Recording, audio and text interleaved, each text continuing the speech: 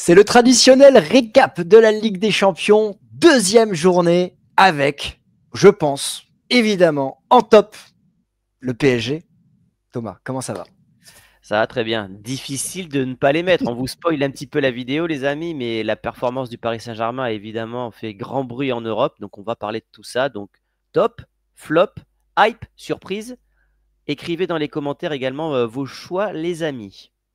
Ouais, très content de faire cette vidéo. C'est un format que je kiffe parce que Ouais, ça pareil. nous permet de passer en revue ce qui s'est passé ces 48 dernières heures, de revoir certaines images, d'en parler, de donner notre sensibilité aussi et de partager tout ça avec vous, de débattre. C'est toujours intéressant. Alors, en top, bah ouais, je pense qu'on va être d'accord sur un élément, même si on en a plusieurs. Le PSG en ballon d'or au pluriel. Je ne sais pas si tu as vu ce qu'ils ont écrit, l'équipe. Metz qui est une Il y a eu, victoire. ouais, il y a eu beaucoup de jeux de mots. Alors, ah mince, attends, est-ce que c'est plus ça que je voulais mettre? Ouais. Voilà. Oui, oui, évidemment, le PSG. Alors, moi, j'ai englobé tous les clubs français parce que c'est Ouais. une semaine exceptionnelle pour les clubs français. Marseille qui gagne, mais qui gagne avec la manière. Tu vas nous en parler derrière. Mm. Le PSG qui est la première équipe de l'histoire à s'imposer 3 fois consécutivement à Barcelone. Donc, c'est quand même un véritable exploit. Et Monaco qui ramène un très bon point contre un City dont tu nous parleras peut-être un peu Mm. plus tard dans la vidéo. Mm. Et tenir tête à Guardiola et à Haaland en Ligue des Champions, pour moi, c'est très fort. Donc, super semaine pour les clubs français. Très, très content de parler et de dire qu'on est des fois fiers d'être français, même si des fois c'est compliqué de le dire. Mais là, oui, en Europe, cette semaine, c'était très, très beau à voir. Donc, Alors, on peut ouais, le commencer par le PSG. PSG, parce que c'est Ouais, bien sûr, on commence par le champion d'Europe. Bah, quelle performance. C'est tous les médias français et européens sont unanimes. Ce que réalise Luis Enrique avec ce groupe, avec cet effectif, cette confiance, ce mental, ce caractère, il n'y a pas de débat. Et ces deux latéraux, je ne sais plus qui le disait hier soir en radio. c'est Riolo et tout ça sur Ouais, l'after. Il disait que c'était ouais. les Cafu, Marcelo, Dani Euh, Alves de l'époque. qu'est-ce que tu veux faire? Qu'est-ce que tu veux contredire ça? Et que si la victoire passe par là, il disait même aussi, hein. Ouais, cette victoire, elle passe par là. Hakimi, capitaine modèle. Nuno Mendes, joueur ultra décisif, meilleur joueur du match hier. C'est un modèle de rencontre avec une équipe qui a été menée, une équipe qui a su faire le dos rond. Et ouais, par rapport à ce qu'on s'est dit hier soir en débrief live, ce PSG aurait dû gagner plus que 2-1. Il y a une seule occasion en deuxième mi-temps du Barça. C'est une deuxième mi-temps à sens unique. Ouais. C'est ça en fait qui me choque, c'est que ce PSG a réussi à monter en puissance. Alors que on se disait, bon, physiquement, ils peuvent peut-être tirer la langue, ils vont courir après le ballon, parce qu'à un moment donné, en première mi-temps, il y a les commentateurs qui ont partagé les datas de possession.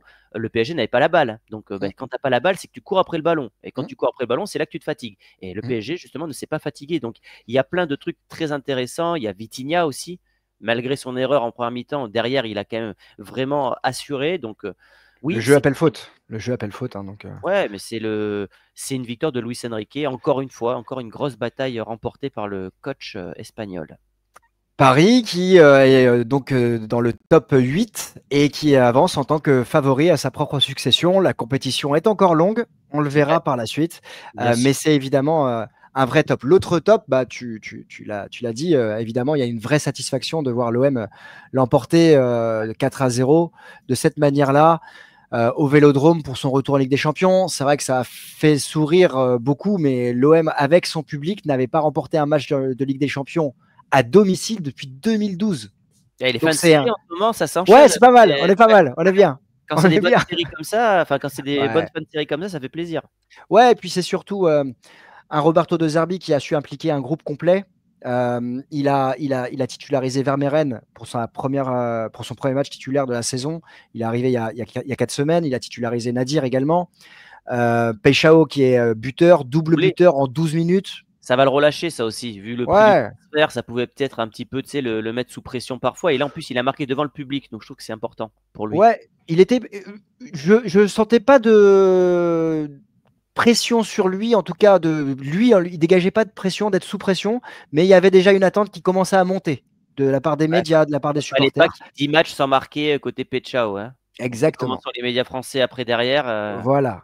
Voilà. Et donc il y avait aussi cette clé de lecture de se dire, voilà, il a été blessé 2 mois, et là il a marqué, il est revenu, et c'est bien pour avoir lancé sa saison. Aubameyang qui plante et qui est également double passeur décisif. Donc c'est une très belle soirée pour l'OM qui confirme un très bon mois de septembre. Voilà, c'est cool. Et puis il y a Monaco, tu as raison, Monaco qui revient 2 fois au score, mine de rien. Et Monaco, moi, c'est une équipe qui est imparfaite, que j'arrive pas à lire, clairement. Il y a beaucoup d'absents. Mais faire 2-2 contre Manchester City, on en reparlera peut-être à travers Manchester City tout à l'heure, c'est un véritable exploit compte tenu de la rencontre. Oui, et puis Monaco qui confirme qu'en Coupe d'Europe, c'est jamais facile d'aller gagner chez eux. Le Barça s'était cassé les dents la saison dernière, et là, c'est Pep Guardiola. Donc Monaco, c'est toujours chiant d'aller jouer dans ce stade. Hein. Un nul en or, titre l'équipe Ouais. aujourd'hui d'ailleurs Ah à oui. ce sujet. C'est D'ailleurs, peut-être en le vrai coach qui fera boss, la différence à la fin, hein, n'empêche. C'est ça dans, aussi. dans quel sens? Pour Manchester City, est-ce que c'est réellement 2 points de perdus qui vont les empêcher peut-être Peut-être. d'aller top 8? C'est Bah oui, possible. parce que l'an dernier, ils sortent au barrage, hein, City. Et par le grand Real Madrid que tu maîtrises évidemment. Et de l'autre côté, Monaco qui ne va pas l'année dernière en top 8, je crois à cause d'un point. Et donc là, est-ce que c'est pas le point qui fait la différence? On verra. Je sais pas, mais de toute façon, chaque point est bon à prendre, surtout quand tu t'appelles Monaco. Donc, En revanche, j'ai pas trop aimé la déclaration d'Adi Hutter. Les joueurs sont derrière moi, ça sent jamais bon. Quand un entraîneur il dit ça, hmm.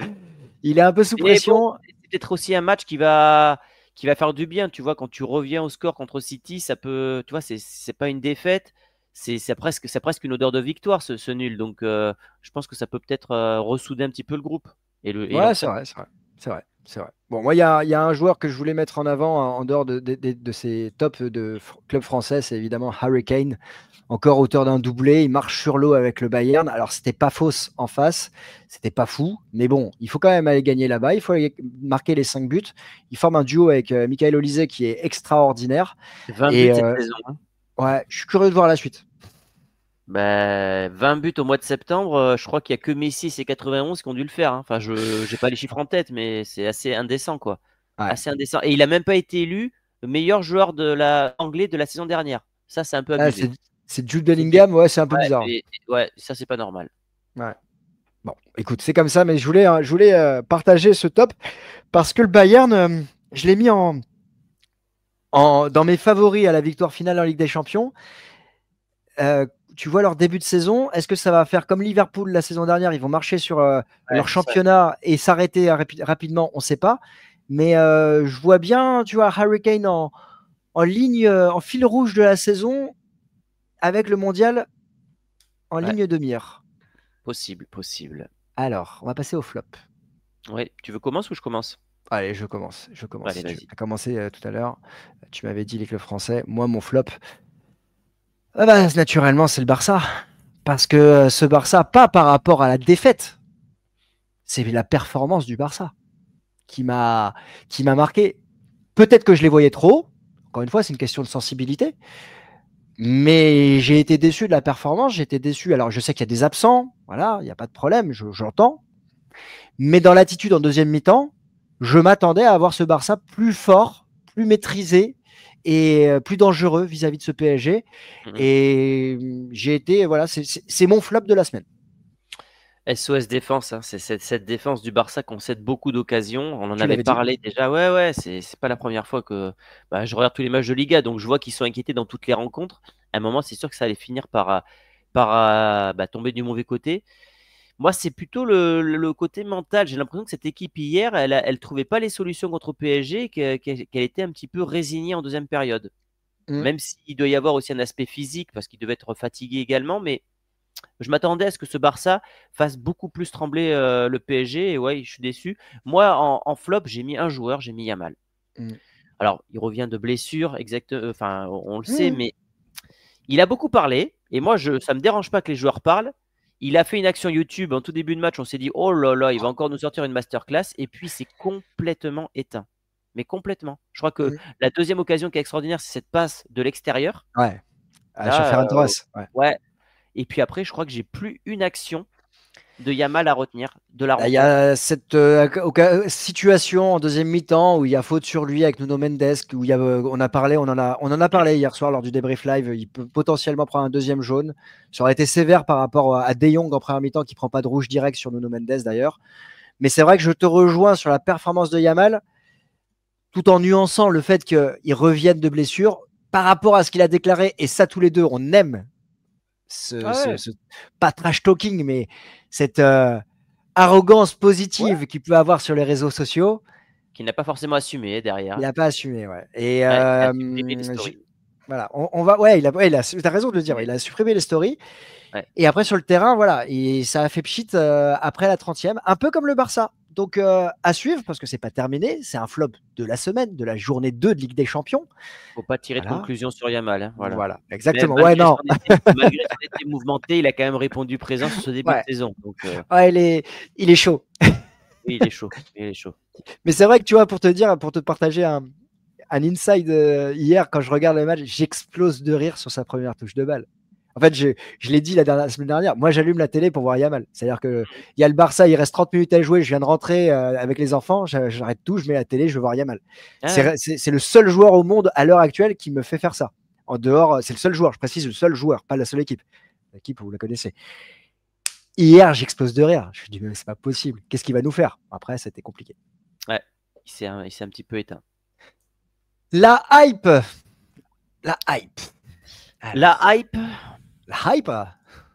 J'ai mis l'Atlético. Eh oui. Ça me surprend de dire ça, mais 2 matchs consécutifs avec 5 buts. Je ne sais pas si c'est déjà arrivé depuis que Simeone est entraîneur des Colchoneros. Donc, cette équipe va beaucoup mieux. Ça allait déjà un peu mieux avant le Real Madrid. Il ne perdait plus. Mais là, il y a un Julián Alvarez qui est toujours aussi fort. Tu as un Griezmann qui a marqué son 200e but avec l'Atlético. Il y a Raspadori qui est bon. Il y a le Normand qui a encore marqué après avoir marqué contre le Real.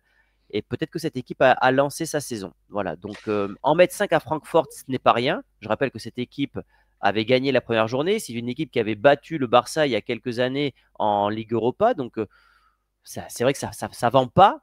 Ça vend pas du rêve Francfort, mais c'est des équipes qui ont déjà fait des coups en Europe. Oui, bah ils ont remporté une Coupe d'Europe d'ailleurs cette année-là, je crois, de mémoire. Mais après l'effectif a beaucoup évolué. T'as raison, c'est ça, il la remporte. Mais après, voilà, il faut rappeler, voilà, par rapport à cet effectif, l'Eintracht a remporté son première rencontre 5-1. Moi, j'ai mis l'Atlético en surprise. Donc, je vais te dire, je te le dis tout de suite, je spoil ma surprise. Je suis d'accord avec toi sur cet Atlético parce que moi, je l'avais érigé en flop de la saison. Voilà, on peut se tromper, mais on verra à la fin de la saison. Voilà. Mais c'est vrai que ça avait bien commencé au début pour toi. Ouais, 10 buts en 2 matchs quand tu joues notamment le Real. Là, tu fais 12 tirs cadrés, 52% de possession de balle pour l'Atlético de Madrid. Tu vois, est-ce que notre ami Diego Simeone, il n'est pas en train de faire évoluer son effectif, ce qu'on attendait l'année dernière? C'est-à-dire qu'on se disait, Julián Alvarez, il est arrivé, Griezmann, ça va exploser, ça va popper dans tous les sens avec Sorloth, etc. L'année dernière, on était là sur l'Atlético Real au match retour. Moi, j'étais resté un peu sur ma faim. Là, c'est une surprise pour moi. Et les buts qui sont marqués, c'est majoritairement des buts qui sont dans la surface de but. Ça veut dire qu'ils ont été cherchés le plus proche, un peu. Alors, c'est pas à la Arsenal avant, tu sais, avec Wenger, où ça tournait à toi et moi. Là, c'est direct. Curieux de voir la suite. Pour moi, c'est une surprise. C'est un Atlético qui a dépensé en 2 mercato estivaux quasiment 300 millions d'euros. Hein. Donc, c'est un club qui a investi. Donc, il faut qu'il y ait aussi maintenant des résultats. Donc, on verra si ça va continuer, s'ils vont se relancer complètement en Liga ou pas. Mais c'est vrai que là, ils ont vécu une semaine absolument idyllique. Alors, moi, ma hype, même s'ils n'ont pas gagné, c'est Manchester City. Je veux bien t'écouter. Alors. Parce que j'ai rattrapé un large résumé de leur performance face à l'AS Monaco. Ils ont mené 2 fois. Il y a un penalty à la fin qui est pour moi discutable. Si c'est contre Marseille, par exemple, je te dis pourquoi il ne siffle pas coup franc indirect. C'est un pied élevé, donc je pense qu'il a sifflé jeu dangereux. Mais pour moi, sauf si les règles ont évolué, je suis peut-être resté trop ancien, pardon. Pied haut dans la surface de réparation, c'est coup franc indirect. Et surtout, ils ont joué face à un bloc bas, ils ont trouvé les solutions. Haaland a été encore une fois monstrueux. Je crois qu'il a 17 ou 18 buts depuis le début de la saison, un peu comme dans la lignée de Kane. Cette équipe, elle est en train de trouver un nouveau souffle. Et elle est en difficulté en ce début de saison. Elle encaisse beaucoup de buts. Curieux de voir comment Guardiola va faire évoluer tout ça. Parce qu'il il se retrouve un peu dans le creux de la vague. Mais là, la performance que j'ai pu voir, que j'ai rattrapée, voilà, encore une fois, elle m'a plu et me fait dire attention, il peut se passer un truc. Voilà. Là où j'attends City, c'est dans les grands rendez-vous. Mais c'est Ouais. vrai qu'il est en train de construire une nouvelle génération. Guardiola, il y a beaucoup, beaucoup de jeunes. Donc moi, je regarde quasiment tous leurs matchs de Première Ligue et c'est irrégulier pour l'instant. Mais en Ligue des Champions, ils sont à 4 Ouais, points là. Ils ont gagné Naples. Donc 4 points en 2 matchs, c'est pas mal. c'est pas carton plein, mais c'est pas mal, oui. Voilà. Après, ils ont été à Monaco et ils ont joué Naples. Voilà. Ouais, Donc, c'est des équipes quand même qui sont réputées en Ligue des Champions. exactement. C'est pas le panier moyen, c'est pas le ventre mou, on va dire 6-12, tu vois, en classement Ligue des Mhm. Champions. Donc c'est bien, c'est bien et voilà. Et toi, ta surprise, parce que comme j'ai déjà donné ma surprise avec l'Atlético. C'est Galatasaray. Et en fait, quand je mets Galatasaray, j'englobe toutes les équipes. Donc Galatasaray, évidemment, qui bat Liverpool. Mm. Liverpool qui ne doit pas perdre cette rencontre. Voilà, même s'il joue en Turquie, qu'il y a des joueurs extraordinaires avec Gundogan, mais c'est un Gundogan qui est en fin de carrière. Osimhen, bon, vrai grand joueur. Normalement, Liverpool, ça doit gagner à Ouais. Galatasaray. Tu as trop de Ou pas talent perdre, ou offensivement, pas tu perdre. peux pas perdre. Et là, c'est peut-être cette défaite qui leur coûtera le fait qu'ils ne soient pas classés top 2, par exemple. Ah, Voilà, mais top l'année dernière, ils ont, tu sais, chat échaudé, crâne l'eau froide, hein. L'année dernière, ils étaient top 1 même, je crois, ou C'est top vrai. 2. Mais bon, Et tu vas pas rencontrer chaque année le PSG bah, aussi. ça serait rigolo. Ouais. T'imagines? Si le PSG termine premier et puis rencontre Liverpool, ils vont se dire bon, il y a un problème là. Non mais ouais, je m'attendais pas à ça. Donc Ouais, je comprends. déçu de Liverpool et donc la surprise Galatasaray. Et on peut même englober Bodo Glimt qui tient tête à Tottenham, un bon Tottenham depuis le début de la saison. Alors j'ai pas Ouais, j'ai regardé que ouais. le résumé, mais voilà, c'est pas une équipe que je suis, Bodo Glimt. Et puis tu as même Karabag, on en a parlé hier dans le live, qui est à 6 points. Donc finalement, il y a quand même pas mal de surprises dans cette journée de Ligue des Champions. Alors Copenhague, pareil, je ne sais pas vraiment ce que ça vaut, mais Karabag, 2 matchs, 6 points. Je dis pas qu'ils ont déjà réussi leur campagne, mais pas loin, tu vois. Bah, c'est une équipe qui va embêter, qui va prendre une place. En top 24, elle peut prendre une place. Est-ce qu'elle ira chercher une place en top 8 quand tu as 2 victoires au bout de 2 journées en Ligue des Champions dans ce format-là, quand on sait qu'il C'est bien. faut. Allez, ça va se jouer entre. Ah, je vais essayer de faire plat du pied sécurité. À 12 points, t'es top 24 pour moi. À 11 points, 10 ou 11 points, ça va être juste parce qu'il y a beaucoup de points qui sont perdus là par les gros et ça va être très serré. Donc c'est possible que ça joue entre 10 et 11 points pour la qualif en top 24. Quand tu es Karabakh, tu as 6 points. Alors après, Karabakh, on est là, voilà, en parlant de surprise. Karabakh, ils ont un calendrier en Ligue des Champions qui est violent. Ils vont à Bilbao, ils reçoivent Chelsea, ils vont à Naples, ils reçoivent l'Ajax, ils reçoivent Francfort et ils vont à Liverpool. C'est pas l'assurance tout risque. Mais 6 points sur ces 2 matchs, sur ces 4-6, sur ces 6 matchs, c'est faisable. Mm. Ouais, on verra, mais il y a quand même pas mal de surprises. Donc, aux premières places, finalement, les 4 premières places ou les 5 premières places, c'est des équipes qu'on attend. Ouais, Voilà, top 8, on Bayern, est Real, PSG, ouais. top 8, il y a surprise Karabag, mais Borussia peut-être un degré moins, même s'ils sont Ouais, toujours là en Ligue des Champions. c'est vrai. Tu vois, on est sur le top 8, on Vas-y, n'est parce que pas justement, surpris. le Ouais. Barça, Barça. Et Bon, là, après, le classement ne veut rien dire. On n'est qu'à 2 journées, hein, les oui, amis. Donc, voilà. c'est pour ça que vous avez Liverpool, Chelsea, Naples, etc. Parce qu'une défaite et de suite, on perd beaucoup de place. Mais l'importance des buts marqués pour la différence de buts, ça va être important. Et je Exactement. vais aller checker tout de suite un point dont on avait parlé sur le règlement. On va vous partager le règlement tout de suite pour que vous sachiez quel est le règlement justement en cas d'égalité de points. Le critère de partage, de départage sont un, la meilleure différence de but général. Donc quoi qu'il arrive, faut cartonner et pas prendre de but. Ça, c'est le premier point. 2, le plus grand nombre de buts marqués. Donc, bis repetita. 3, le plus grand nombre de buts marqués à l'extérieur. Donc, Mhm. le 4-0 de Newcastle face à l'Union Saint-Gilloise, Et le c'est Real à Almaty, c'est la même chose. exactement, c'est triple bonus. Ensuite, le plus grand nombre de matchs gagnés, le plus grand nombre de matchs gagnés à l'extérieur, le plus grand nombre de points cumulés des adversaires affrontés. Ça veut dire quoi ça? Ah, ça, j'ai pas compris. Plus grand nombre de points cumulés des adversaires affrontés. Ok. J'ai pas la nuance là. Le nombre de points en fait, je sais pas. Je sais pas. Alors peut-être ils prennent t'es ex aequo, le Real et l'OM sont ex aequo, tu prends les adversaires Ah affrontés oui, en par le commun Real et l'OM. peut-être. En commun, voilà. Ouais, ouais, C'est ok. ce que je comprends. Ouais, ouais. La meilleure différence de but collectif des adversaires affrontés, donc ça doit être la même chose. Le plus grand nombre de buts marqués collectivement par les adversaires affrontés. Bon, vas-y, allez, Bon, après, pour j'espère qu'on arriver. n'ira pas jusque-là. Ouais, voilà, si c'est pas jusque-là, c'est que déjà, il y a un truc qui est bizarre. Bon, voilà, dites-nous quels sont vos top, flop, hype et surprises. Et nous, on se retrouve, je pense, lundi. Ouais, lundi, je sais pas s'il y a demain un sujet Demain, notable. en fonction d'un sujet, et sinon, lundi, pour un tour d'Europe, faire un bilan, et peut-être qu'on évoquera justement différents clubs majeurs européens, différents championnats. Dites-nous en commentaire si vous avez des sujets que vous aimeriez voir, et nous, on se fera un plaisir évidemment de vous répondre et de les étudier. Allez, à bientôt les amis, ciao! Ciao!